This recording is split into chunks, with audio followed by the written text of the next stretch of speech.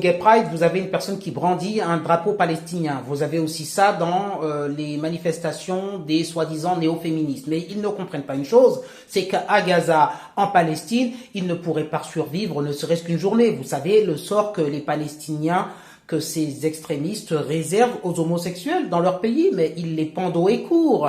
Vous n'avez aucune chance de vous en sortir là-bas. Pareil, les féministes qui sont pour le transgenrisme et toutes ces choses-là, là-bas, la femme n'a pas le droit de citer. Là-bas, au Gaza, c'est une idéologie portée par un islamisme très rigoriste qui fait que la femme doit être au foyer, s'occuper des enfants, se couvrir quasiment intégralement, et n'avoir aucun poids en politique, n'avoir pas le droit de s'exprimer, d'être à une inégalité totale de salaire, de reconnaissance et tout. Bon, comme je vous ai déjà expliqué dans le Coran, ce qui peut être dit par moment, bon, il y a une telle inégalité en termes de, tout simplement même de succession, de droits, d'héritage entre les hommes et les femmes, entre les garçons et les filles. Bon, bref, je veux même pas rentrer dans les détails techniques pour pas vous perdre, et vous le savez de toute façon. Le féminisme aujourd'hui, et vous savez comment on appelle tout ça? En fait, le mot c'est intersectionnalité.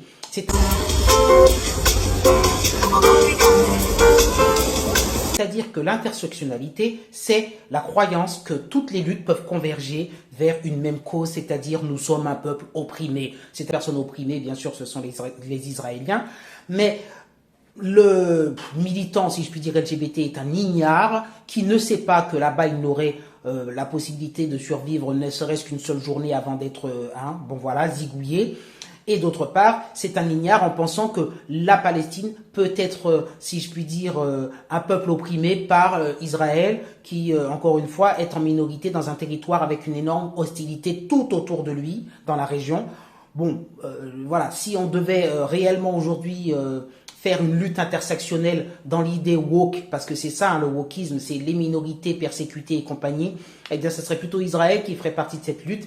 Mais bon, peu importe. C'est juste pour dire que toutes ces personnes sont complètement incultes, ne connaissent absolument rien de ce qu'est la Palestine, de ce que, je veux dire, toutes les personnes même que j'ai vues à Place de la République, hein, même qui ne sont pas féministes à fond, mais enfin toutes les femmes là qui manifestent, oui, la Palestine, mais j'ai envie de moi prendre une de ces femmes, hop, et de faire un transfert, vous savez, comme dans Star Trek, hop, et je te fais débarquer en Palestine pour voir à quel point toi aujourd'hui qui es une femme parisienne libre et indépendante et qui fait ce que tu veux et qui porte des mini-jupes et qui te sent machin et qui dit vive la Palestine, je te mets là-bas, tu reviens mais en pleurant, et d'ailleurs je sais même pas si tu reviens quoi, parce qu'on te zigouille direct en fait.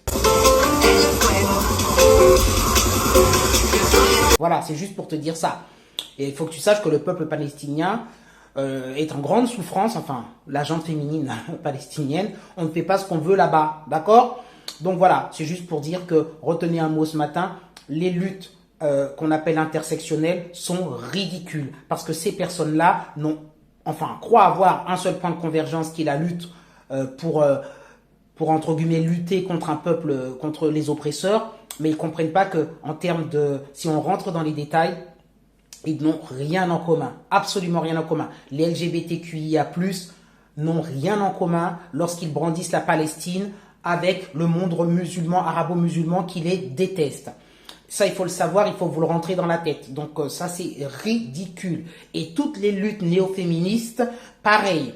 Quand vous brandissez j'ai vu à Sciences Po tout ça, quand vous brandissez vos drapeaux palestiniens, il faut bien comprendre que les Palestiniens, que les personnes en tout cas, le fameux Hamas qu'il y a derrière, qui, si je puis dire, terrorise la population de Palestine, je peux vous assurer que tout ce qui est lutte féministe, machin, les femmes, ça n'existe pas. Une femme, elle doit fermer sa bouche. D'abord.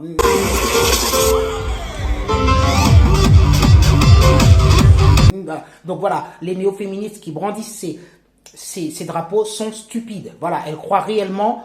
elles n'ont rien compris. Il faudrait, je vous ai dit, faire une téléportation comme dans Star Trek et les immerger 24 heures là-bas. Je vous assure, elles reviendraient, elles auraient un autre discours. Mais bon, les personnes, je vous ai dit, il n'y a pas grand-chose là-dedans. Pareil, Greta Thunberg, il n'y a pas grand-chose là-dedans.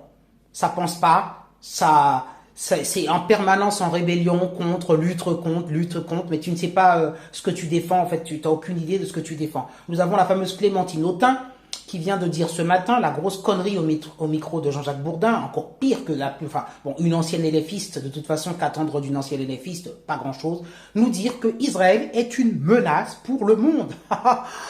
L'inversion, mais vous vous rendez compte, hein, je ne sais même pas quoi vous dire. L'Israël est une menace pour la région.